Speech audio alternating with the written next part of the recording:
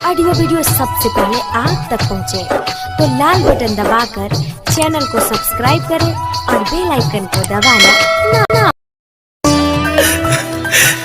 अरे मेरे दर्द ने मेरे जख्मों से शिकायत की है, आंसुओं ने मेरे शब्द से बगावत की है। अरे गम मिला है तेरी चाहत के समंदर में। हाँ, मेरा दिल है, मैंने तुमसे मोहब्बत की है। ये कहानी न सुन लो हकीकत बहो, जाने तोहरे नाम के जरूरत बहो। ये कहानी न सुन लो हकीकत बहो, जाने तोहरे नाम के जरूरत बहो। तोहरा प्यार के परिंदा दिल में उड़त बहो, जाने तोहरे नाम के जरूरत बहो। ये कहानी न सुन लो हकीकत बहो, जाने तोहरे नाम के जरूरत बहो, जाने तोहरे नाम के जरूरत बहो।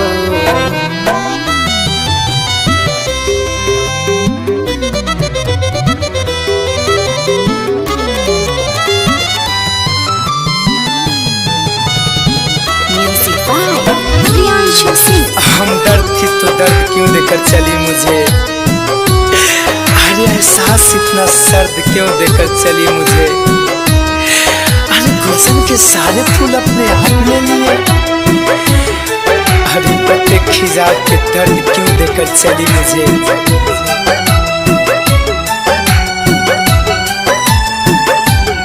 चांद जैसन सूरतिया संवर जाला हो, चांद जैसन सूरतिया संवर जाला हो।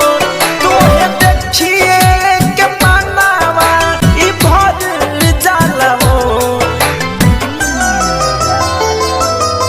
कौन पहाड़ी के जैसन ई सूरत बाहो, कौन पहाड़ी के जैसन सूरत बाहो, जान तोहरे नाम के जरूरत बाहो, जान तोहरे नाम के जरूरत बाहो।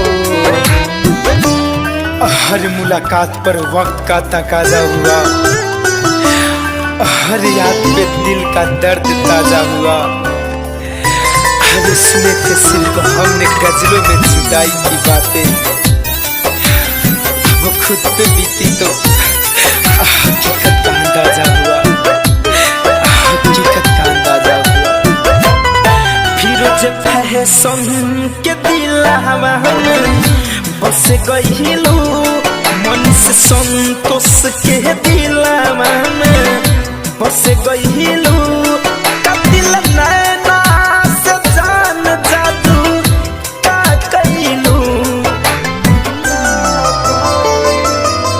जोड़ी धनंजय तोहरा से मिलत बाहो, जोड़ी धनंजय तोहरा से मिलत बाहो, जाने तोहरे नाम के जरूरत बाहो, जाने